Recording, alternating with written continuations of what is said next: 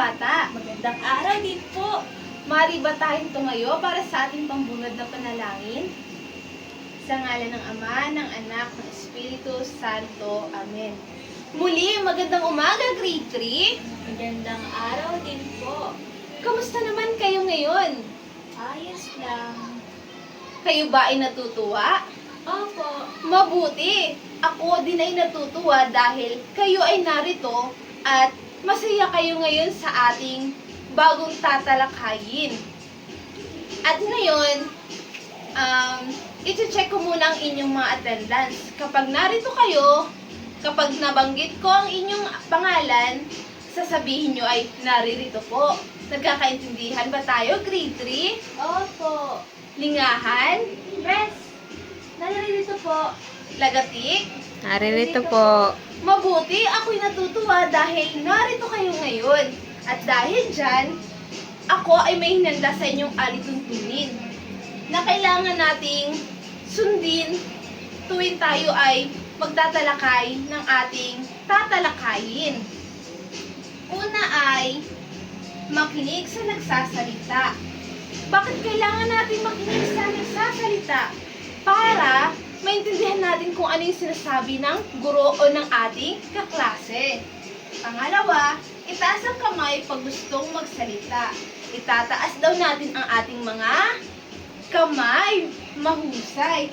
Dahil ito ay pagrespeto sa nagsasalita o sa ating guro. Para alam nila na tayo o gusto nating magsalita. Naiintindihan niyo ba, mga bata? Opo. At ang ating pangatlong alituntunin ay irespeto ang guro at kamag-aral. Dapat lagi nating irespeto ang ating guro at kamag-aral para tayo din ay irespeto nila. At ang huling alituntunin ay huwag magkakalat sa loob ng silid-aralan. Naiintindihan niyo ba ang ating mga alituntunin, mga bata?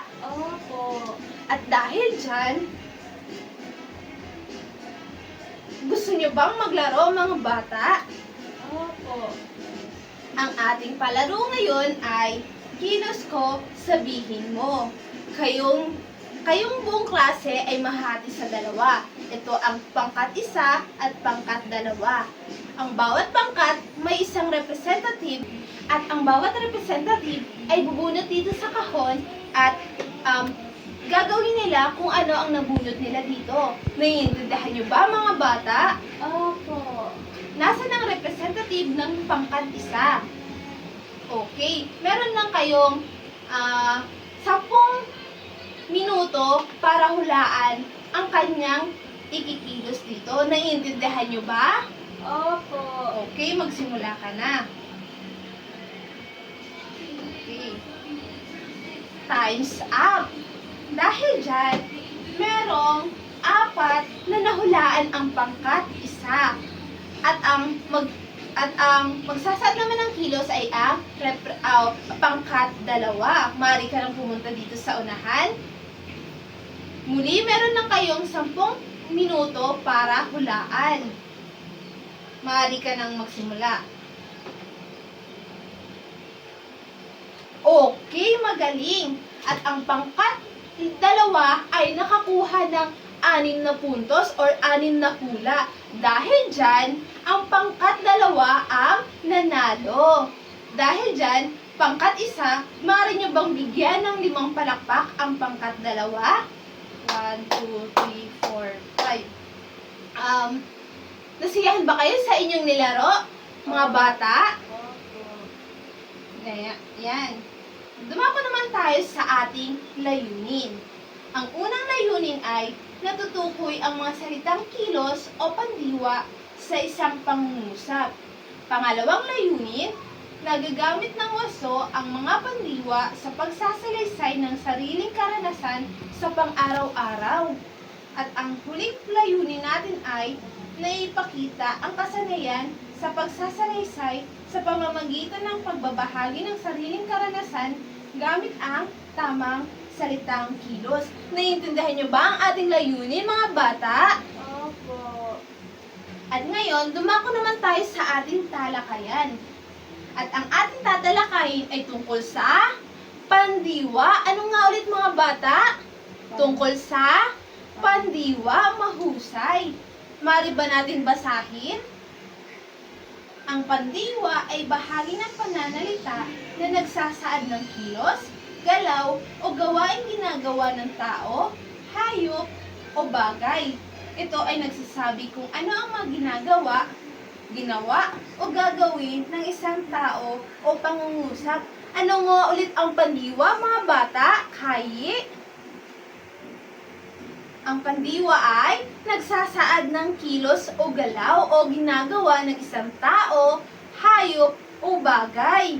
Naiintindihan niyo ba, mga bata? Opo. At narito naman ang aking halimbawa.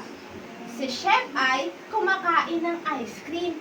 Sa palagay ninyo, mga bata, alin dito ang pandiwa? Kayi? Kumakain. Kumakain. Tama. Sino daw ang kumakain? Si Si Chef. Chef. Anong kinakain ni Chef? Ice cream. Ice cream. Magaling. Dahil dyan, bigyan niyo ng 5 palakpak si Kayi. 1, 2, 3, 4, 5. Ang ating pandiwa dito sa unang pangungusap ay ang kumakain. Sa pangalawang pangungusap naman ay si Jude ay nagbabasa ng libro. Sa palagay ninyo, grade 3, alin dito ang pandiwa? Kayi? Nagbabasa. Nagbabasa, mahusay. Sino nga ulit ang nagbabasa? Si Si Jude. Jude. Anong binabasa ni Jude? Libro. Libro, magaling. At ang ating pandiwa sa pangalawang pangungusap ay ang nagbabasa. Bigyan niyo ulit ng 5 palakpak si Kai. 1, 2, 3, 4, 5. At ngayon naman, sino makakapagbigay sa akin ng isang pangungusap na may pandiwa? Yes, Kai? Si Ana ay sumasayaw kapag siya ay nalulungkot. Ano ang pandiwa sa pangungusap? Sumasayaw, mahusay. Sumasayaw daw si Ana kapag tuwing siya ay nalulungkot. Siguro si Ana ay stress reliever niya yung pagsasayaw. Kasi sumasayaw siya tuwing siya ay nalulungkot. Mahusay. Sino pang gustong magbigay ng halimbawa? Michelle? Si Jude ay umakyat sa puno. Sa palagay ninyo, ano ang pandiwa sa pangungusap? Umaakyat. Umaakyat, mahusay. At sa palagay ko ay lubos na ninyong nauunawaan ang ating tinalakay ngayon. Dumako naman tayo sa ating pangkatang gawain. Kayo ay gagawa ng isang role-playing na nagpapakita ng iba't ibang kilos tungkol sa inyong karanasan. Ang klase ay mahati ulit sa 2 pangkat. Ito na muna ang pangkat 1 at ito ang pangkat 2. Kayo daw gagawa ng role-playing, mahusay. At bago yan, ito ang ating pamantayan. Una ay wastong paggamit ng pandiwa, 10 puntos. Malikhaing presentasyon, 10 puntos. Kooperasyon ng grupo, 10 puntos na may kabuuang 30 puntos. Meron lamang kayong 5 minuto para maghanda sa inyong role-playing na gagawin. At papakita nyo sa unahan ang inyong gagawin. Naiintindihan nyo ba, mga bata? Mahusay. O gumawa na muna kayo.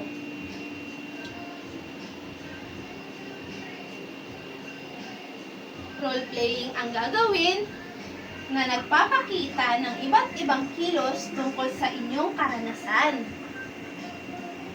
Tapos na ba, mga bata? Opo. Okay, maaari nyo na bang ipakita dito sa unahan, pangkat 1? Okay. Mahusay! O, ngayon naman, bigyan nyo ng palakpak ang pangkat 1, pangkat 2. 1, 2, 3, 4, 5. Maaari na kayong umupo. Kayo naman, pangkat 2. Napakahusay din. Dahil dyan, pangkat 1, bigyan nyo ng 5 palakpak ang pangkat 2. 1, 2, 3, 4, 5. Ako'y natutuwa at nauunawaan ninyo ang ating tinalakay at nakikita ko sa inyong mga ginawa dito sa unahan na lubos nyong nauunawaan. Pero bago yun, may katanungan muna ako sa inyo. Ano ang pandiwa? Kayi? Mahusay. Ito ay nagsasaad ng kilos o ginagawa o gagawin pa lamang ng isang tao, hayop o bagay. Bawa. Michelle, maaari ka bang magbigay ng pandiwa? Si Melay ay tumatakbo sa parke. Ano ang pandiwa sa sinabing pangungusap? Tumatakbo. Tumatakbo? Saan tumatakbo si Melay? Sa parke. Sa parke, magaling. Ikaw, Jay, magbigay ka nga ng halimbawa ng pandiwa. Kumakain. Ano pa? Tumatalon, magaling. Ano pa? Lumalangoy, magaling. Dahil dyan, bigyan nyo ng 5 palakpak ang inyong mga sarili dahil alam ninyo ang mga salitang pandiwa. 1, 2, 3, 4, 5. At ang aking huling katanungan ay, bakit mahalagang malaman natin ang pandiwa lalo na sa ating pang-araw-araw? Magaling! At dahil dyan, bigyan nyo ng 5 palakpak si Nacy. 1, 2, 3, 4, 5. At dahil dyan, dumako naman tayo sa ating sunod na gawain.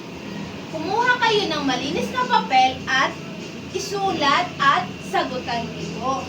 Ito ang panuto. Basahin ang pangungusap at salungguhitan kung anong salitang makilos o pandiwa ang ginagamit sa pangungusap. Una, si Ella ay kumakanta tuwing siya ay masaya. Pangalawa, ako ay sasayaw sa araw ng piyesta sa amin. Pangatlo, si Obet ay lumalangoy sa dagat. Pang-apat, masarap magluto ng tinola si Kuya Ben. At ang huli, si Missy at Kayi ay nagtatampisaw sa ulan. Tapos na ba magsagot mga bata? Sinong gustong sumagot? Pero bago yan, para sa mga hindi kayang sagutan ito ay gupitin ninyo ang mga nakaguhit dito na pandiwa o nagsasaad ng kilos. Okay. Tapos na ba mga bata? Sinong gustong sumagot? Jay, saya number 1. Mised, number 2. Number 3, Obet. Number 4, Ben. Number 5, Leia.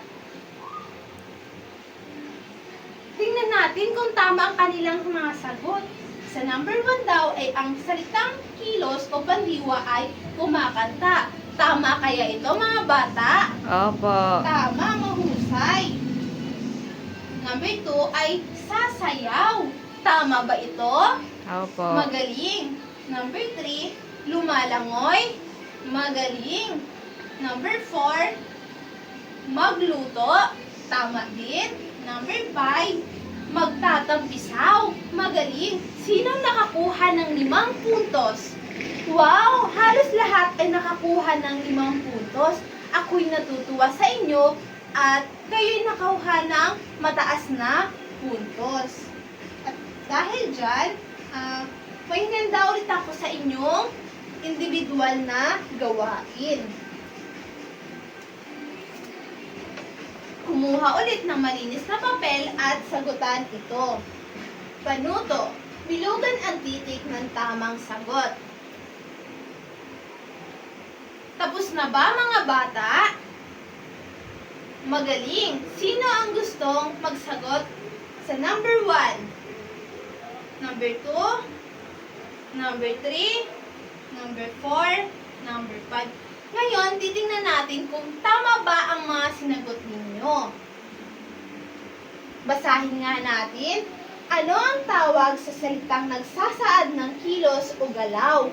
Ang sagot ni Leia ay pandiwa. Tama ba ito? Mahusay. Ito ay tama. Number 2, alin sa mga sumusunod na pandiwa? Magbasa, bata, bayan. Ang sagot ni Molay ay magbasa. Tama ba ito? Mahusay, tama. Ano ang salitang kilos sa pangungusap? Si Obed ay tumatakbo sa palaruan. Ang sagot ni Sheila ay tumatakbo. Tama ba si Sheila? Magaling, tama. At ang huli ay tukuyin ang pandiwa. Siya ay naglilinis ng silid-aralan. Ang sagot ni Leo ay naglilinis. Tama ba ito, mga bata? Magaling. Sinang nakakuha ng 5 puntos? Oh, mahusay. Halos lahat kayo ay nakakuha ng 5 puntos. At bago tayo umuwi ay may hininda ko sa inyong takdang aralin.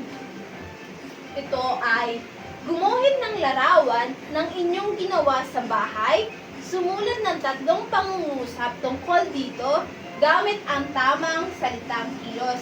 Isulat ninyo ito sa inyong mga notebook. Tapos na ba, mga bata? Okay, isilid na sa inyong mga bag ang mga papel at ang notebook. Tumayo na ang lahat para sa ating panalangin. Sa ngalan ng Ama, ng Anak, ng Espiritu Santo. Amen.